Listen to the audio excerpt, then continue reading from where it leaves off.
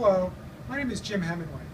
I created these posters I call Pro Football Dashboards recently, and I figured they're kind of complicated, so it's worth it to have a kind of a show and tell, me walking through exactly what's on them and to understand how to interpret them. They're designed to be a 50-year-old historical snapshot of a team's performance. You can see performance relative to the whole league. You can see performance correlated with the personnel changes, kind of a 50-year history at a glance. So on the poster, we've got 6 individual images. Up here, what I call the personnel, season summary, offensive and defensive metrics, first-round draft picks, and Pro Bowl players. So let's focus on the top left on the personnel chart. So here, the season's up here along the top as a column. Going down, first we have coaches, color-coded, Bill Austin, Chuck Noll, Cowher, Tomlin. The QBs, by who was the leading passer that year by yards. And the running back for each year, the leader in terms of yards for that season, color-coded, the same colors. These legends, by the way, are moved over on the offensive and defensive metrics, as we'll see later, to be able to correlate the statistical performance, the data changes with the personnel changes. Okay, so now let's move down to the team season and scoring summary. We have 5 metrics here. The red line shows you how many regular season wins that Steelers had. And then these blue and gray columns show you, the blue ones show you how many playoff wins, and the height of the gray column shows you how many playoff games they played. And then there's a little text box that shows you the season or the playoff summary. Won Super Bowl 9, lost Super Bowl 45, etc. Down here we've got the green line, points scored by the offense, and the red line down here is points given up by the defense.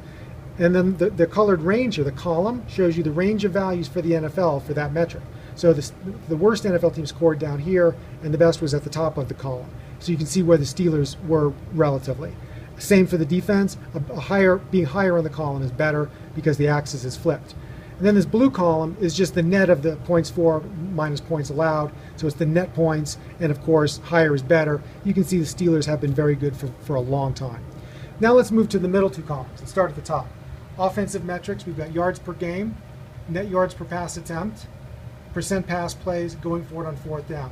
And on each of these, both offensively and defensively, the blue line tells you what the Steelers did, and then the column, the colored column, there's a green portion and a red portion. The green portion tells you teams that were above average in the NFL, and the red portion is the performance of teams that were below average. So you can see where the Steelers sat on that metric too, relatively. And where the green and the pink meet, that's the average team. So the best is the top of the green and the worst is the bottom of the pink.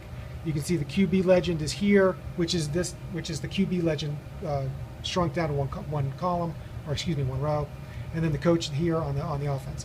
Defense is the same thing.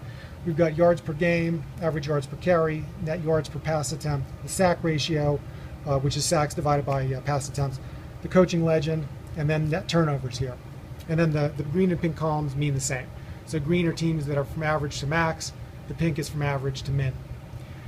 Moving over to the right, we got first-round draft picks. And the green and the red color coding, you might wonder what that is. Green is for offensive players, red is for defensive players, special teams players are gray. The season, however, on this chart is a row. So it's right here because I want to be able to write the player's name out. And the y-axis is the number of games that player played in his professional career. So you can see Rod Woodson here, in 1987 first-round pick. He played about 240 games in his career.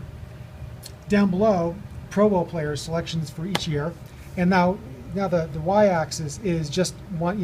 It's one player per block. So you can see the best year they had was 11 players picked in 1975.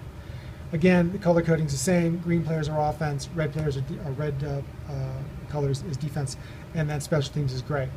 So I hope that clears up how to read one of the posters. I hope that's clear. If you still have questions, you can email me at pfdinfo@comcast.net. I hope you buy a poster, enjoy them, and become a fan. Thank you very much.